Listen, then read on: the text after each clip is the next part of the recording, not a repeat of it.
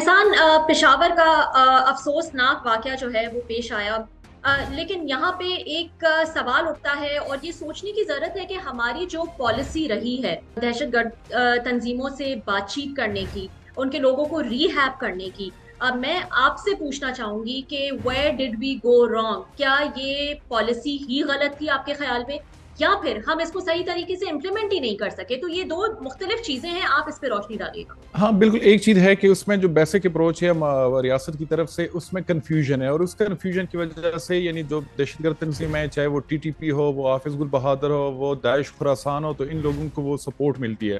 اور وہ کنفیوژن ہم دیکھ رہے ہیں کہ جب مذاکراتی عمل شروع ہوا تو اس وقت بھی اس کو کوئی آن نہیں کر رہا تھا، خاص کر جو پولیٹیکل پارٹیز تھی،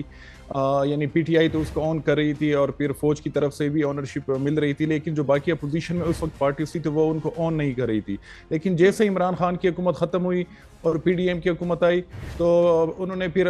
یعنی ہم نے دیکھا کہ نیشنل سیکیورٹی کمیٹی کے دو بریفنگز ہوئے، جس میں اس وقت کے جو کور کمانڈر پشاور تھے فیض حمید، انہوں نے بھی briefing the, chief of army staff general Bajwa بھی اس میں موجود تھے، تو فوراً ان کو آنرشپ ملی۔ تو میرے خیال میں جو یہ ایک سینسٹیو ایشو ہے ملیٹنسی کا، اس پہ بھی یعنی سیاست ہو رہی ہے۔ اب کل بھی میں دیکھ رہا تھا کہ مولانا فضل الرحمان کے پارٹی کے سینئر لوگ جو تھے وہ پی ٹی آئی کو بلیم کر رہے تھے، حالانکہ ماضی میں اگر دیکھیں تو سب سے زیادہ جو ٹی ٹی پی کو سپورٹ ملی 9/11 کے بعد، وہ مولانا فضل الرحمان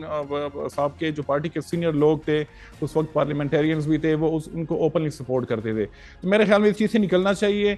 جو بھی عمل کرنا ہو، چاہے وہ آپریشن ہو یا مذاکرات ہو، تو سب جو سیاسی قیادت ہے اس کو ایک پیج پہ ہونا چاہیے اور اس کے حوالے سے کوئی میکانزم طے کرنا چاہیے۔ کل بھی میں سن رہی تھی آئی جی کے پی جو ہیں، انہوں نے کہا نہیں یہ اسپلنٹر گروپس ہیں، یہ اتنے آرگنائز نہیں ہیں۔ اگر اسی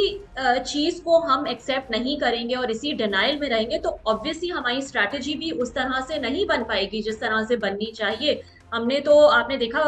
پچھلے مہینے ہی قومی سلامتی کمیٹی کا جو اجلاس ہوا تھا، اس میں بہت ساری چیزیں ڈسکس ہوئی تھی، لیکن اس کے زیرو ٹالرنس ہوگی، سی ٹی ڈی وغیرہ کو مزید کیپیسٹی صلاحیتیں پرووائڈ کی جائیں گی، لیکن اس کے بعد بھی حملہ ہو گیا۔ تو ایک کنفیوژن اس حوالے سے بھی ہے کہ یہ گروپس کس حد تک اب آرگنائزڈ طریقے سے آپریٹ کر رہے ہیں۔ کہ آئی جی کے پی جو ہے، یعنی میں تو جب بھی ان کی پریس بریفنگز وغیرہ دیکھتا ہوں، سنتا ہوں، تو اس سے یعنی میں اور پرسنلی کنفیوز ہو جاتا ہوں۔ کل بھی انہوں نے یعنی مختلف گروہوں کا نام لیا کہ ہو سکتا ہے داعش ملوث ہو سکتا ہے اس میں جماعت الاحرار ملوث ہو سکتا ہے ٹی ٹی پی ہو یا کوئی اور تھرڈ فورس ہو،